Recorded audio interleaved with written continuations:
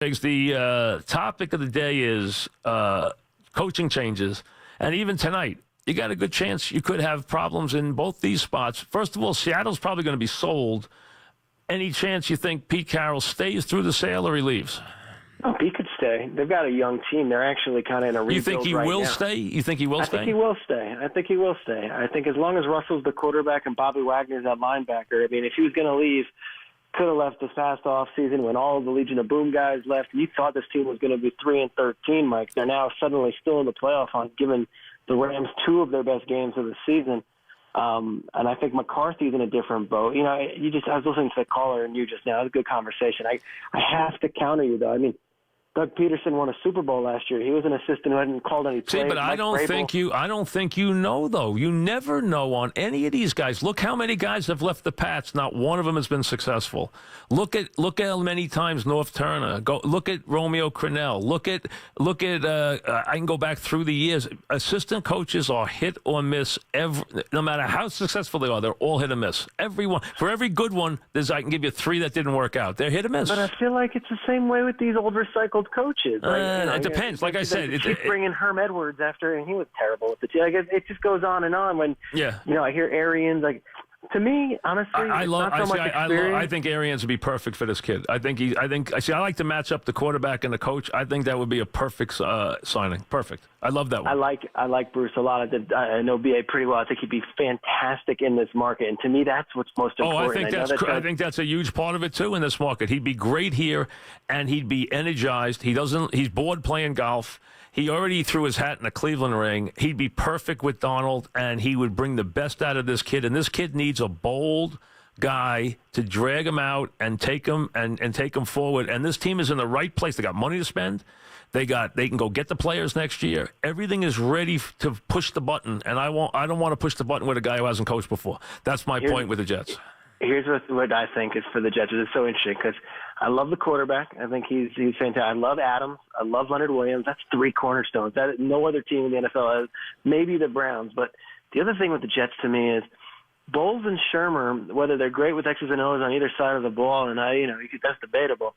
They're both kind of monotone. We need a little bit of that Rex stuff, and I don't think you need Rex. You know, like a notch below Rex, and I think Arians has that. I think Arians would be perfect. I really do. I think some of these young coaches could have that also. We can go through the list of all of them, but I almost feel like with the New York market, with how bad these two teams are, and their coaches are both no emotion, just kind of blah on the sideline, I think either one of these teams, and I think the Jets specifically, could use a little kick in the butt. Well, Sherman's not going anywhere. He's coming back. No. I know. He's fine. But I'm saying, almost as much as the X's and O's to me and the experience, and it sounds like it's asymmetric to every single thing we hear about football, where it shouldn't be about entertainment. It should just be about X's and O's and coaching.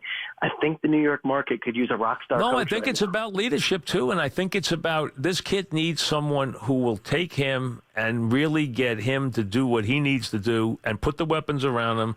And listen, Bowles is not made for this market. We know that. And he might not be a head coach. He reminds me of Romeo a lot. He might not just be a head coach. He might be a guy who's just a good coordinator. There's a lot of those around. So, they come and go.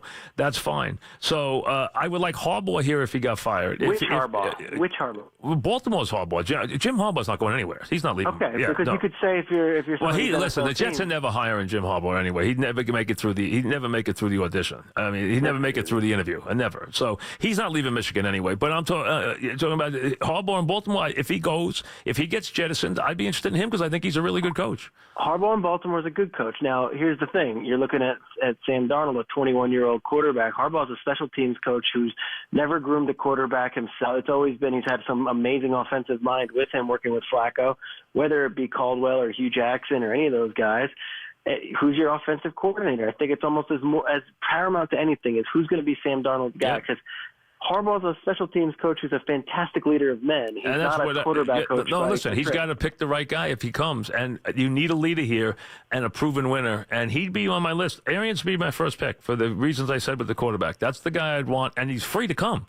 And I don't know if Harbaugh's going to get fired or not, is going to leave or not. I don't know if McCarthy's going to leave. I wouldn't like McCarthy here. I wouldn't like McCarthy here. I don't think he'd be a good fit for New York. I think he'd be a fit in other places. I don't think he'd be a fit here. I don't like him here. And I don't know if how hot he's on the hot seat or not. We'll find out. The Rams have a offensive coordinator named Shane Waldron. They have a quarterback coach, Zach Taylor. Would you go after one of those guys who have been watching McVay for a while? Not for the Jets. And for other teams, and listen, Lincoln Riley is going to be in unless the Cowboys get on a great run.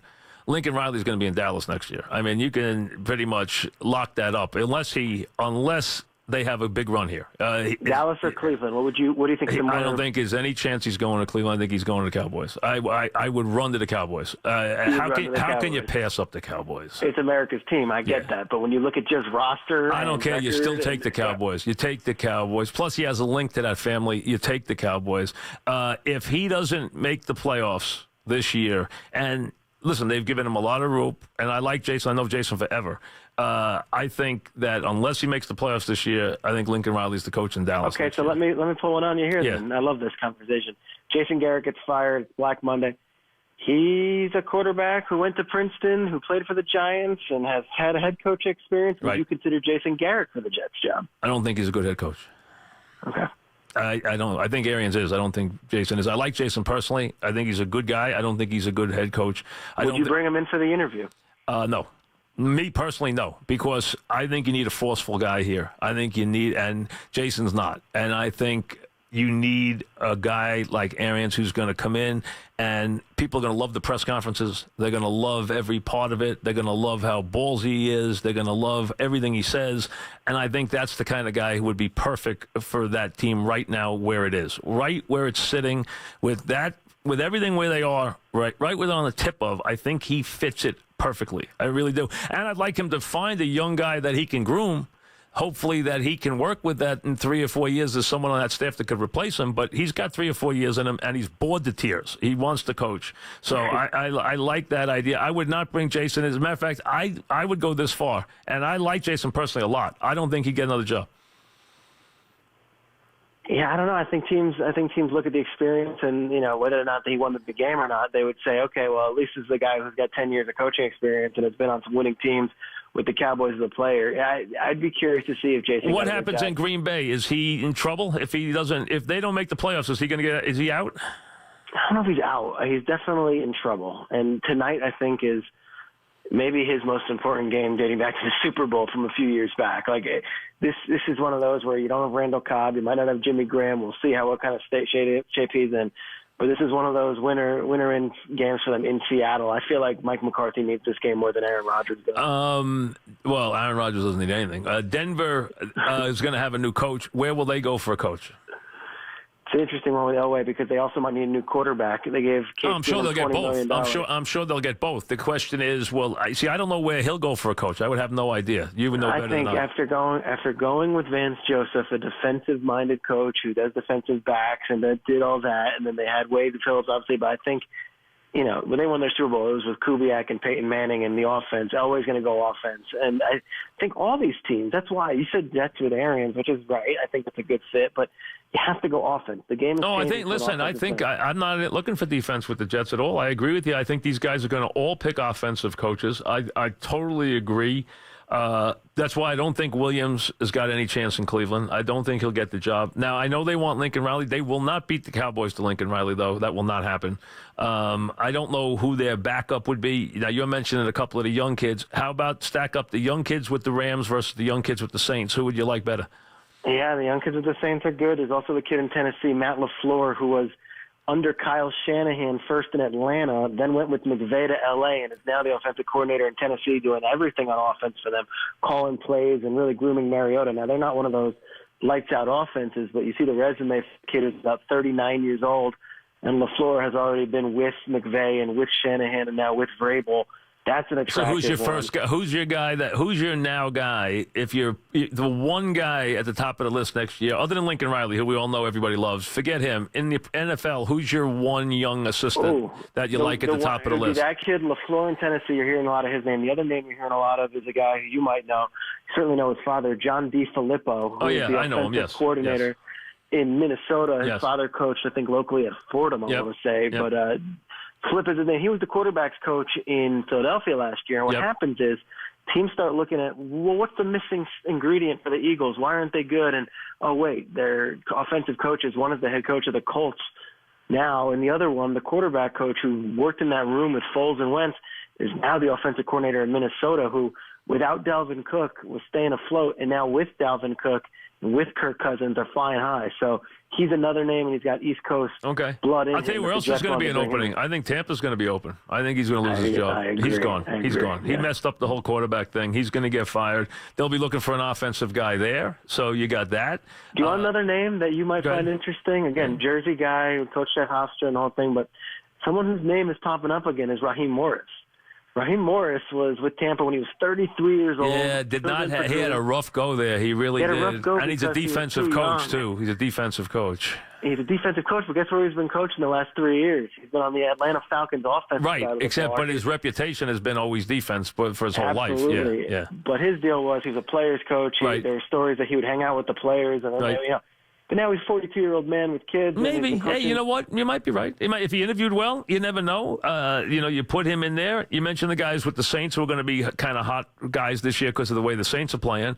So you got those guys there who have been hot for the last couple of years. So they're possibilities, too. And McDaniels is going to get another run. I know. Well, you think he's going to leave or he's going to stay?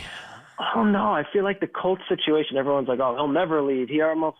The Colts situation, and I know Josh somewhat well, but from what I hear from the people in that room was that basically he met with the Colts, agreed with the Colts. Patriots kind of made one of these Godfather deals in the room the next day, and he's really weighed the two between New England and Indianapolis. But I'm staying with New England. I don't know the owner in Indianapolis, so I don't know, moving my whole life for that.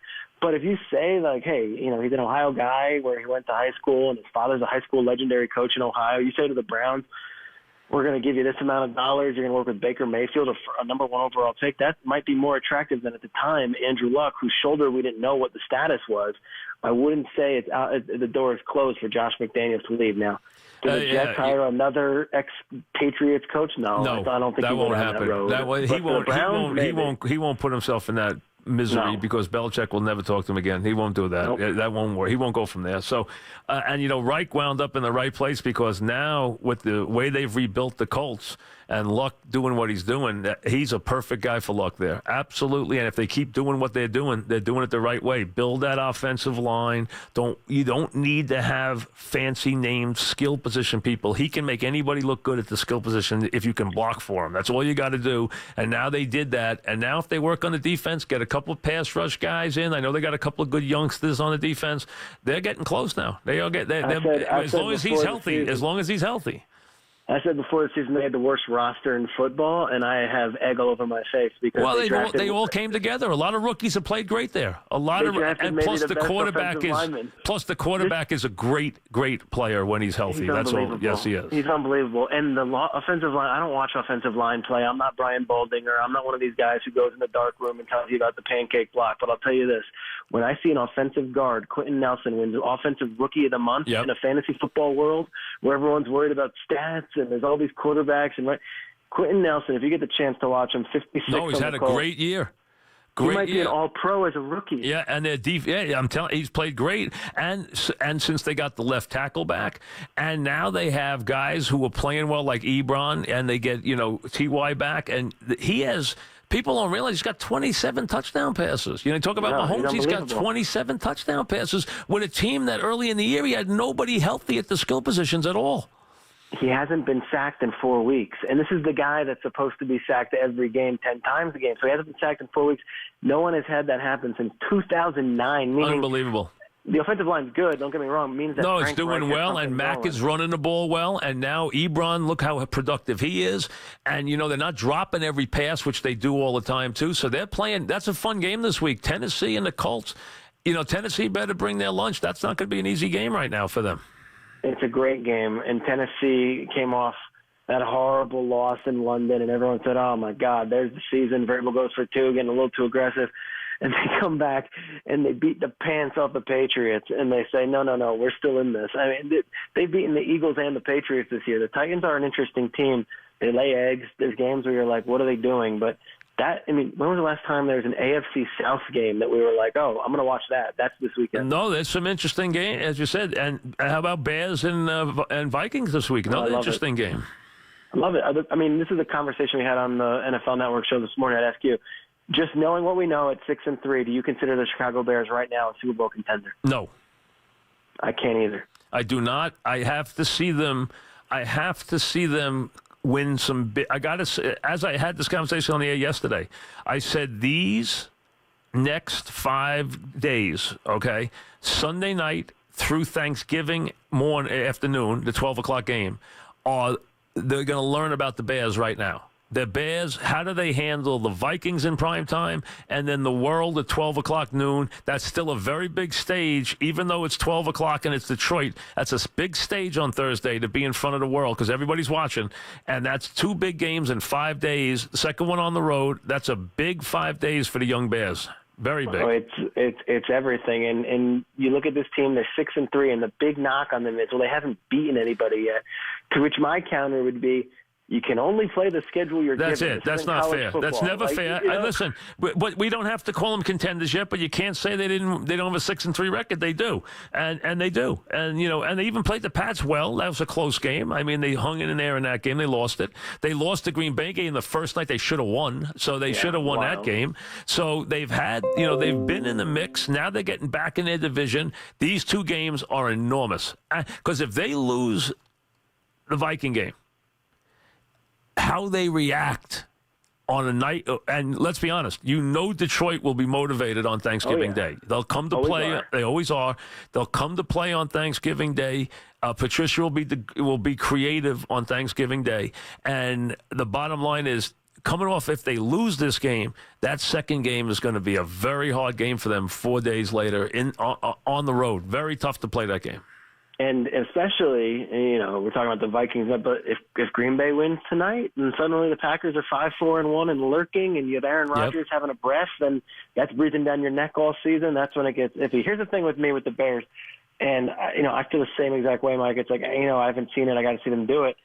Last year, the Eagles kind of had the same sort of deal where it was they're winning games, but we were like, let's see, until we woke up the Monday after the Super Bowl and they just won one. It's possible. It's all true. Some of these teams go on these runs out of nowhere, and they do win Super Bowls. Well, they lost the quarterbacks, and none of us believed. That's really what happened, and the next thing you know, you wake up in the Super Bowl, and he's playing great. I mean, that's what it was. I'll tell you, the Dallas game will be a lot of fun on Thanksgiving, especially if they beat Atlanta this week. Depending on what Dallas and Atlanta and Washington do, if they both lose into the game, it's going to take a little steam out of it. But any way you slice it, Washington's still going to be in first place when they go to Dallas on Thanksgiving. No matter what. And here's the thing with Dallas. Jerry actually had a pretty good quote, I think, after that win against the Eagles, where he said, we did a full inspection on us this year. Everyone did last week, and we're not terminal. We're still alive. And that's the thing with the Cowboys. It just so happens that this year, time and place, they could go 8-8, 9-7, and still find themselves with a home playoff. Absolutely. And then you can't fire Jason Garrett after that. No. Right? Like, if he makes the playoffs, he's staying. Absolutely true. And I think they win this game. I think they win this game, and I think they can beat Washington on Thanksgiving. And suddenly, all the hysteria over what's wrong with the Cowboys that we did for the last 2 months, well, if they're a first-place team in the NFC, I think they'll win on Thanksgiving. The question I have is, will they win on Sunday? I don't know how Atlanta's going to react to that loss in Cleveland. I don't know if they've packed their bags or what. One of the worst losses I've seen in years. Are they going to pack their bags? And what about him? Does he get to keep coaching all his talent and not having any results, or what? I think so. I think there is results. I think when you go to the playoffs 3 years in a row, and you go to the Super Bowl. But this team was supposed to win a Super Bowl. Let's be honest. You know that. Yeah, they had the best talent. They had the best talent. They're loaded, and you can't blame the offense. Sarcasm hasn't clicking this year. I don't know. It's a tough deal with them because they've had so many close calls and then they lose, and I guess you still be able to motivate that team. But I'll just tell you, around the league, if Dan Quinn was to lose his job, I think he would be snatched up in 30 seconds too. He's one of those guys that everyone around the league respects the hell out of and gets those guys to play. But last week in Cleveland with Greg Williams pumping his fist all over the field and then Mayfield throwing to no names I've never heard of, to lose that way in a game after you're coming off with 3 straight wins and you're red hot was one of the worst losses of the season. And how much pride do the Eagles have going to New Orleans this weekend because their season's over, they lose this game. It's over. I mean, we just said that the NFC East is still doable, but you can't fall back like they are. And, the thing is with the Saints, if ever there was a trap game, it would have been Cincinnati in the 1 o'clock window with, Fox's B team or C team calling the game. And They won 51-10. Like the Saints don't give up. They don't. Well, no trap game when you're playing a defending champ, so you know that. So they're relentless, and they're playing Thanksgiving night on top of it, so they bang, bing, bing, back to back. And how weird is it, Mike? If you go back, they lost Week 1 to Tampa at home. Hey, listen, don't remind me because I picked that game and I got beat up for weeks over it because I said there's no way that New Orleans loses this game. They'll score 40. They scored 40 and lost. I mean, it's even weirder now. Yeah. I don't know. That game, there's two games this year. There's two games this year that are completely inexplicable. Can I guess the other one? The other one? Buffalo, Minnesota. Bills Vikings was the weirdest. Yes. I mean, that was Buffalo, insane. Minnesota is even weirder because Tampa scored 48 and New Orleans scored 40. Vikings did not lift a hand in the game against Buffalo. That game is the strangest game of all time. I mean, they did not do anything Josh in Allen, that game. who won the game, I think it was his first career starting, he threw for 90 yards, and they killed him 27-7. A game makes no sense. I mean, that's the most inexplicable game. There was a game about 5 or 6 years ago where the opening week, the team, everybody took them in their suicide pool. I think it was Chargers versus Panthers. And they won the game outright. And you're like, the Panthers yes. with Dante Rosario. Won the game. In the back of won the game, yes. And Chargers that was were coming it. off a 15-1 season. You know, you mentioned the Chargers. The Chargers are good. The quietest 7-2 team in the history of sports. And if they can get Bosa back, you know, they got a heck of a chance. That team's got a lot of talent. You could hear from them in the postseason. You really could. Because here's how it's going to go. The Chiefs are going to be riding high, and they're going to play. And, you know, we talked about it last week. Andy hasn't lost to them 13 times when they've played. They're going to end up being a wild card team. And if that's the case, if the Chiefs are the division winners, that means the Chargers have to go on the road a few times. I'm not so sure just yet on them. We'll see what happens. And isn't Luck 9-0 against Tennessee? Isn't he? I think he Luck is, right? Has never lost right. to the Titans. So that's another one of those crazy ones. He's owned that division, so he's 9-0 against the Titans going into this game. That's wild. I like playing the guy asking you the questions here. Patriots, is there reason for concern? If you're talking Super Bowl, yes. Yeah. You know why? They have got to get Gronkowski back healthy, and he's not motivated because he's still got the scar of them trying to trade him in the offseason, and that has really hurt him, from what I understand, really bothered him a lot. What about the Patriots on the road in the playoffs? Can they? I mean, they used to do it all the time. They would have trouble if they don't have a healthy Gronk, because their defense is not going to be good enough to not score points. They're going to have to score points to win the game. Now, they're still capable of doing it if they have Gronkowski. Gordon makes it a little more palpable because they need another weapon, but they need Gronkowski healthy to win on the road in the playoffs. They've been bad on the road. They have 3 losses in that Chicago game. And 2 of them are the disciples who knew what to do, to how to handle them, to either negate Gronkowski, which is what Patricia did, or play them when they don't have Gronkowski. Neither time did they show any offense in the game. And last week, you always felt like they were going to get in that second gear. It just never happened. And Vrabel just ran circles, X's and O's. Right? That's the thing. They lost Josh Gordon for a little bit. They lost the offensive tackles. At this point, they've lost all these players, and I just don't know if they have that second gear. They might not. Listen, they're going to get healthy. They're going to play division games. They got 2 games left with the Jets. They got a lot of division games left. They're going to win plenty of games. They're going to be in good shape, but they are vulnerable this year. There's no question. Absolutely. And Pittsburgh, Kansas City, San Diego are real teams. There's no question. They're all real teams. I want to go back to the Jets thing real quick with you, because you suggested this, and I think it's actually an idea, but I don't know the man well enough. Do you think Bowles would be willing to come back to the Jets as the defensive coordinator under Arians? I think if you give him the same salary, I think it's a very distinct possibility, because I'm going on the premise. This is how I'm doing it. I'm going on the premise, would Romeo have accepted the same thing? And I look at them as almost the same guy. And although Bowles was obviously a very good player, my answer is, I think the answer is yes. And that's why I like it, is because the idea is he doesn't have to move. He doesn't have to move his family. He doesn't have to move his wife. Wives hate to move, and they want the money. And he gets head coach money, and he gets to run his defense. The players love him. And I think he loves Arians. They love each other. That's what makes it an easy sell. I think it's a possibility. I think the whole thing's a possibility. That's why I brought it up, because I thought it was possible.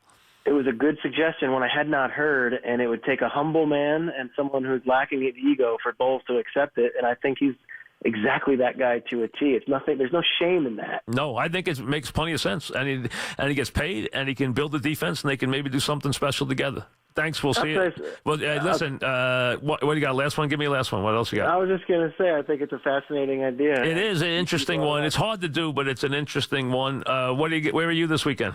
I'll be in Los Angeles for the Fox NFL kickoff show, 11 a.m. Eastern, but every morning during the week on NFL Network, Good Morning Football. And let me say this without getting into specifics. Have you ever in your life heard more wild rumors about why the NFL switched the game back to Los Angeles in your life? Have you ever heard so many rumors in any category? Have you ever heard so many wild rumors? I know the people involved, and the answer to you is no. And the truth is, the field was not ready for play, and that is all that it is. Because you know the rumors, right? The rumors are everything from trials to politics to everything else. So that's I'll what. Say El Chapo had El Nunco. Yes, that was brought up too. The El Chapo trial, and protecting the players and everything else. Thanks. We'll talk next week. Thanks very much. You're the best. Thank you. Thank you. And that's all.